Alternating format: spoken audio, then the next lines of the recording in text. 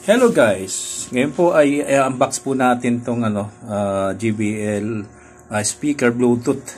Maganda raw klase ito, mas maganda kaysa dun po sa mga ibang brand. Tingnan natin, no? I-review din natin siya. Okay po.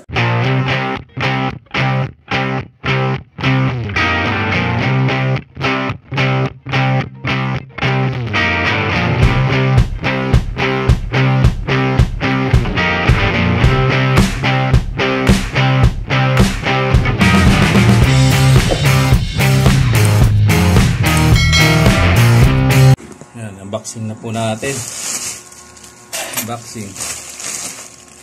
Unboxing. So, para kitang-kita nila. Ayan, yung in case na may mali, isuli lang natin. So, as you can see, bumbo po yan. Ayan. So, landahanin natin ang pag-unboxing.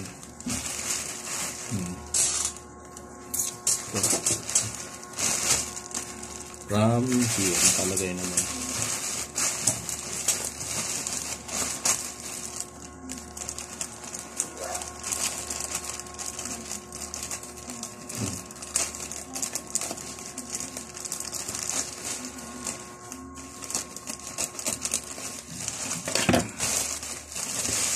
Ito na siya. So, yan. And ito yung pinaka speaker ato. Hey Bert, dali lang po nag-unboxing lang ako. Meron dyan sa taas po. Tawa.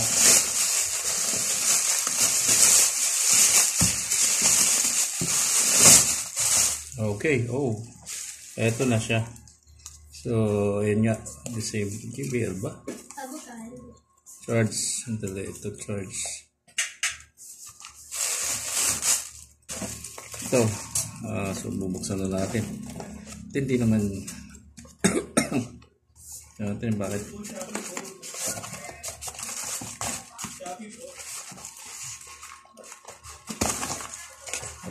Bakit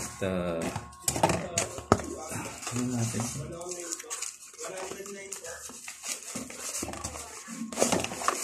So, eto siya. So, nakalagay. Wala man JBL na nakalagay. Yun lang. Hindi naman JBL na nakalagay. So, talagang tinanggal nila yung JBL dito.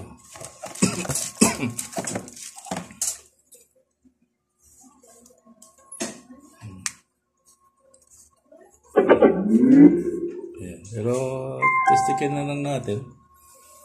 Hindi natin yung ating kung madadali natin. Ayan po, ang nakalagay sa Shopee's JBL. Ito, parang wala.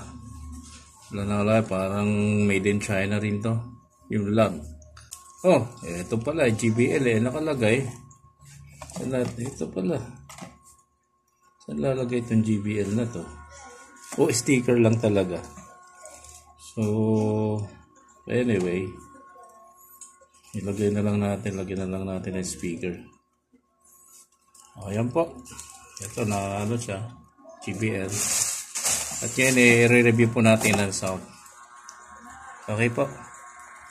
So guys, yun na nga, na-review na natin. So, okay naman ang sound, lalo na yung bass niya. So, malakas naman siya.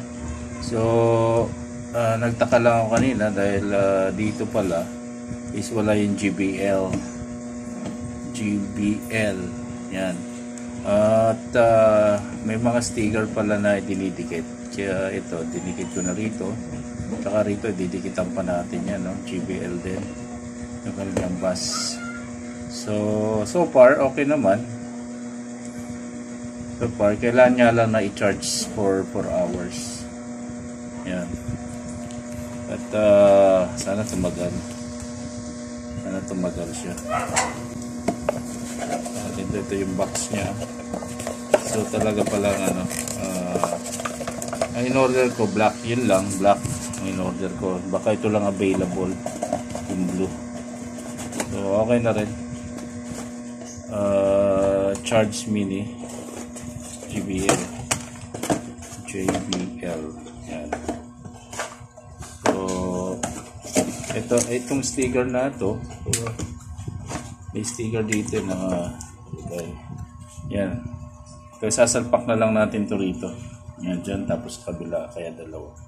Okay, yun lang po. Maraming pong salamat sa inyo. At ang naging review ko, maganda siya. Salamat sa Shopee. Okay? Bye-bye.